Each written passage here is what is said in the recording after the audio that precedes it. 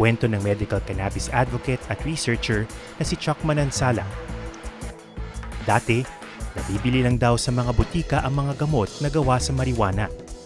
So, naghahanap ako sa internet.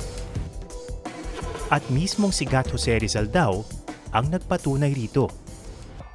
Palibasa doktor, minsan kinontak siya ng isa niyang colleague, no? Isa niyang kasamahan na isang Aleman, Mayer ang apelyido, tinanong siya tungkol sa hashish. Hashish ang tawag nila dito sa Pilipinas.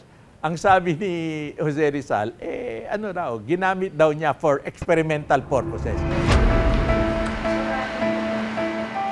Kung matagal nang ginagamit ng iba't ibang kultura ang cannabis, kailan ito nagkaroon ng masamang reputasyon? Nangyari raw ito bandang 1930 sa Amerika sa pangunguna ni Harry Anslinger, na pinuno noon ng Federal Bureau of Narcotics. Kasi noon, noong 1929, nagkaroon na ng Great Depression, nagkaubusan ng trabaho. Galit ang mga Amerikano, pati sa mga immigrants. But red marijuana in particular. That is the purpose of this meeting, ladies and gentlemen. Sabi niya, yang marijuana ang ginamit niya, termino ng mga Meksikano para sa cannabis. Yang marijuana, yan ang ginagamit ng mga itim, mga Black Americans, ng mga Hispanics at mga Pilipino. Kasama tayo sa demonize, no?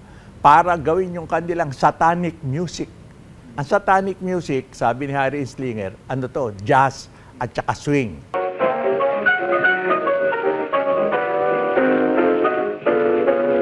Kaya ang marijuana nagkaroon ng masamang reputasyon sa Amerika.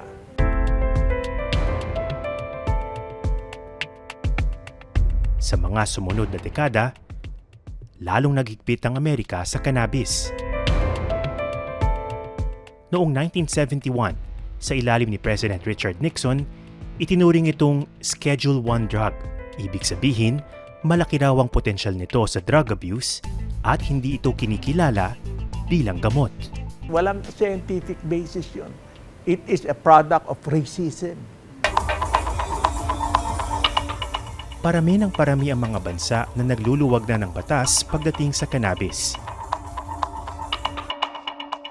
Sa ngayon, mahigit 40 bansa na ang nagpatupad ng partial at full legalization ng cannabis. Sa Amerika, pinag-iisipan na ring tanggalin ng marijuana sa listahan ng mga Schedule I drug. Pero sa Pilipinas, ang medical cannabis sa black market pa rin matatagpuan. Kung nagre-resist ka pa rin sa konsepto. Nakilala ko si alias Tristan, isa sa mga source ng medical cannabis sa bansa. Honestly, ginagawa ko lang to kasi no one else is doing it. Paano mo i-ano lahat in a more canned message. Sabi ni Tristan, mahigit 10 taong pag-aaral, konsultasyon sa mga kaibigang doktor, at pakikisalamuha sa mga may karamdaman ang pundasyon ng kanyang kaalaman sa medical cannabis.